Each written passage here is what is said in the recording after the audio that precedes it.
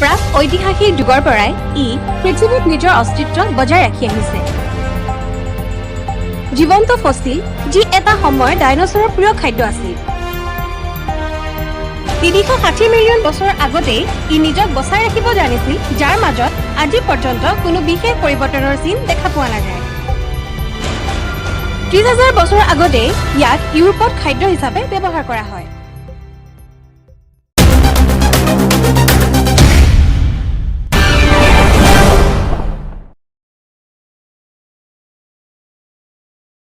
নমস্কাৰ, আজি আমি আলোচনা কৰিম আমাৰ সকলোৰে পৰিচিত ঢেকীয়াৰ ঔষধি গুণাগুণৰ বিষয়ে।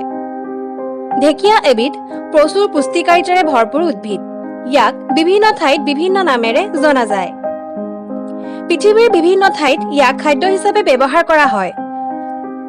খাদ্যোপযোগী ঢেকীয়াৰ প্ৰকাৰবোৰক ইংৰাজীত কোৱা হয় ভেজিটেবল ফাৰ্ণ বা ফিডলহেড ফাৰ্ণ। খাদ্য হিচাপে ব্যৱহৃত ঢেকীয়াৰ প্ৰজাতিকেইটা হৈছে ৱেষ্টাৰ্ণ সোৱাৰ্ড ফাৰ্ণ, ব্ৰেকেন ফাৰ্ণ, অষ্ট্ৰিচ ফাৰ্ণ, লেডি ফাৰ্ণ, চিনামন ফাৰ্ণ বা বাঘহৰ্ণ ফাৰ্ণ, ৰয়েল ফাৰ্ণ, মেইডেন ফাৰ্ণ, জেনমাই ফাৰ্ণ বা ফ্লৰিং ফাৰ্ণ, ভেজিটেবল ফাৰ্ণ। আহক আজি আমি ইয়াৰ ঔষধি গুণাগুণবোৰ বিশদভাৱে আলোচনা কৰোঁ।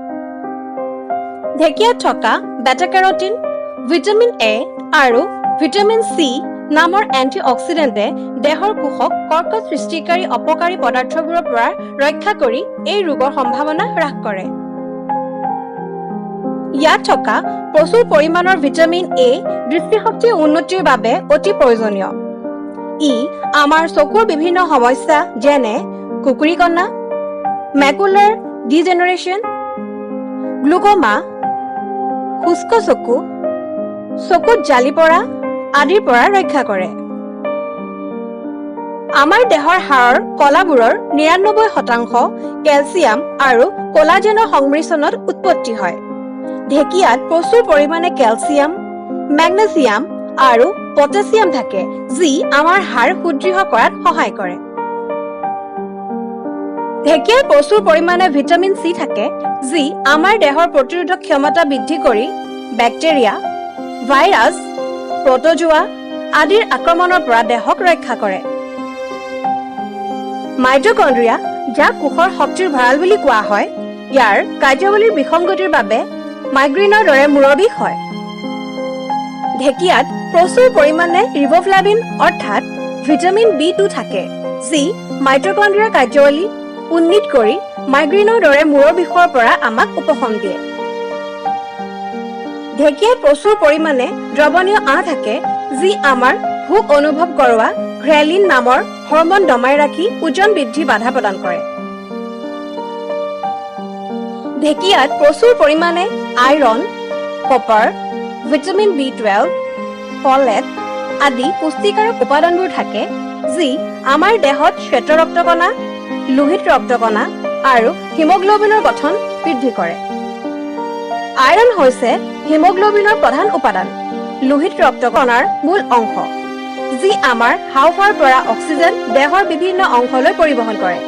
গতিকে ঢেকীয়া সেৱনৰ দ্বাৰা দেহৰ ৰক্তহীনতাৰ দৰে ৰোগ দূৰ কৰিব পাৰি। ঢেকীয়াত থকা পটাছিয়াম আৰু নিয়াচিন অৰ্থাৎ ভিটামিন বি3 হৃদযন্ত্ৰৰ বাবে অতি উপযোগী। পটাছিয়ামে ৰক্তচাপ সুস্থিৰ কৰি ষ্ট্ৰোক হোৱাৰ পৰা ৰক্ষা কৰে। আনহাতে নিয়াচিনে কলেষ্ট্ৰল উন্নীত কৰি ট্ৰাইগ্লিচাৰাইডৰ পৰিমাণ হ্ৰাস কৰে। ঢেকীয়াত থকা এণ্টিঅক্সিডেণ্টৰ উপাদানে আমাৰ কোষসমূহক দেহত প্ৰবাহিত অপ্ৰয়োজনীয় বৰ্জনীয় পদাৰ্থবোৰৰ পৰা ৰক্ষা দিয়ে তথা কোষসমূহক অতি সক্ৰিয় হোৱাত বাধা প্ৰদান কৰি ইনফ্লেমেশ্যন আৰু ফুড এলাৰ্জিৰ পৰা ৰক্ষা কৰে। তাৰোপৰি কিছুমান স্নায়ুবিক অধুপতনজনিত ৰোগ যেনে পাৰ্কিনছন্স, এলজেইমাৰ্ছ আদিৰ পৰা ৰক্ষা কৰে। ঢেকীয়াত যথেষ্ট পৰিমাণে পটাছিয়াম আৰু কম পৰিমাণে ছডিয়াম থাকে।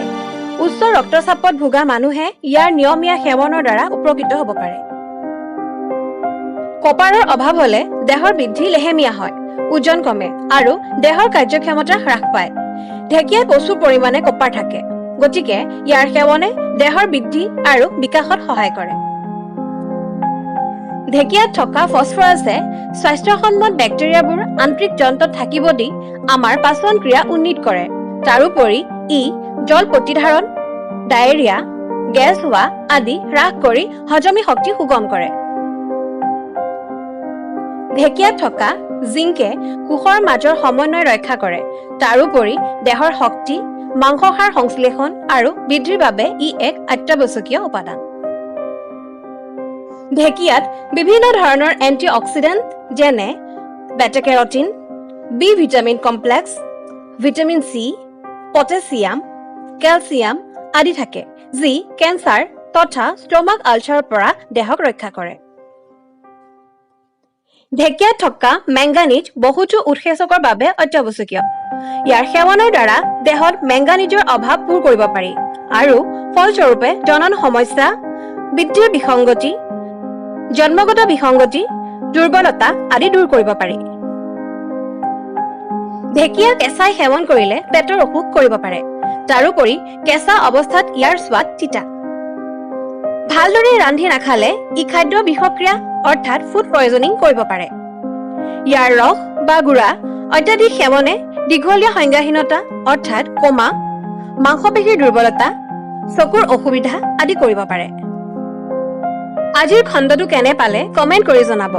আগন্তুক ভিডিঅ'ৰ বাবে চেনেলটো ছাবস্ক্ৰাইব, লাইক আৰু শ্বেয়াৰ কৰিবলৈ নাপাহৰিব। ধন্যবাদ।